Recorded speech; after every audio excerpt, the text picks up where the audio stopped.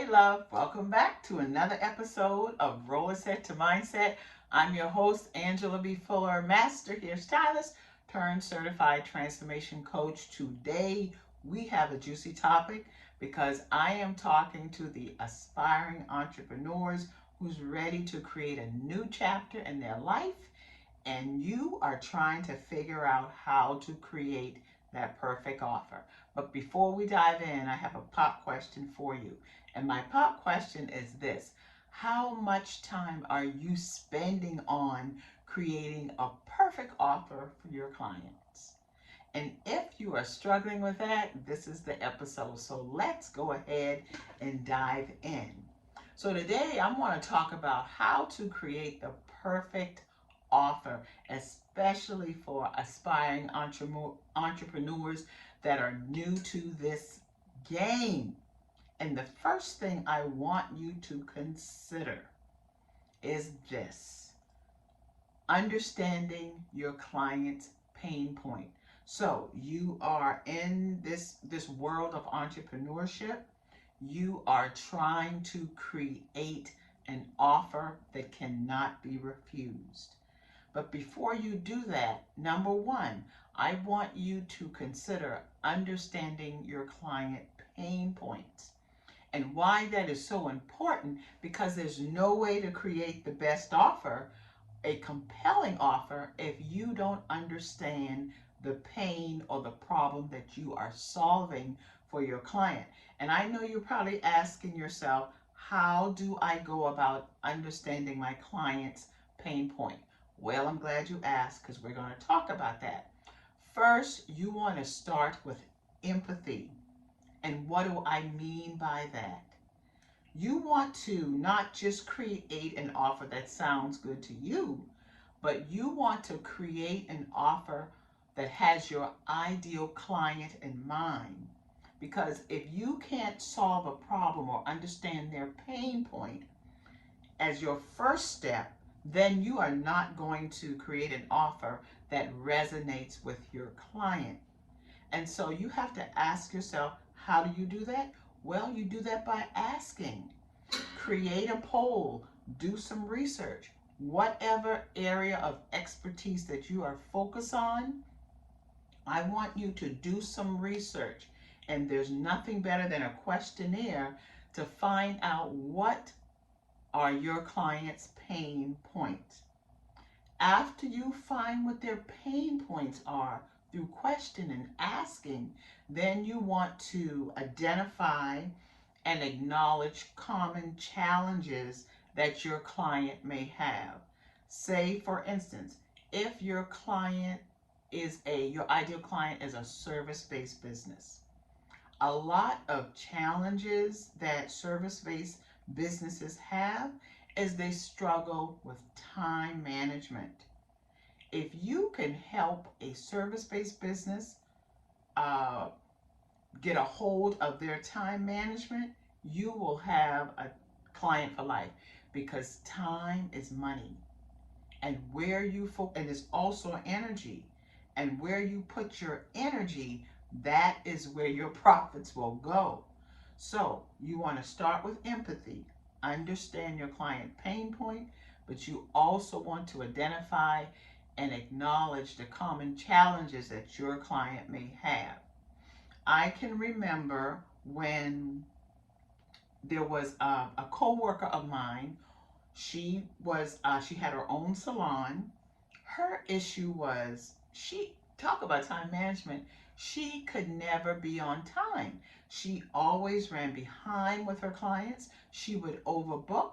And the reason she did that is because she did not have a scheduling system. Something as simple as creating a scheduling system for this cosmetologist and salon owner made all the difference in the world when it came to her being on time, where her client doesn't have to wait for her to service them, where she didn't get behind because she overbooked. And not only that, she also didn't consider the type of service or the length of time a particular service would take before scheduling the next client. So when you can identify a challenge that your client has and you solve that problem, guess what? You have a client for life.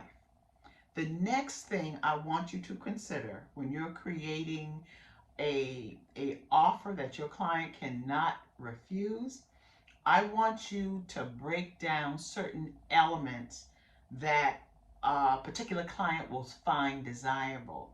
And number one being this: let you be very familiar with the clear benefit that you are offering your client. You also want to um, show your clients ahead of schedule what the end results are going to be, because you don't want them to go into a situation wondering what that transformation is going to be for them. You also want to somehow create a scarcity or urgency, meaning this: you don't want your client to believe that they have um, 30 days or 60 days to decide whether they want you to service them. You want to use some type of limited time exclusive offer so that you can drive the action. Something as within, if you respond within the next 24 hours, you'll get this discount. Or if I'm only taking the next 15 inquiries and then everything shuts down. You want to create a certain fear of missing out so that you can drive action.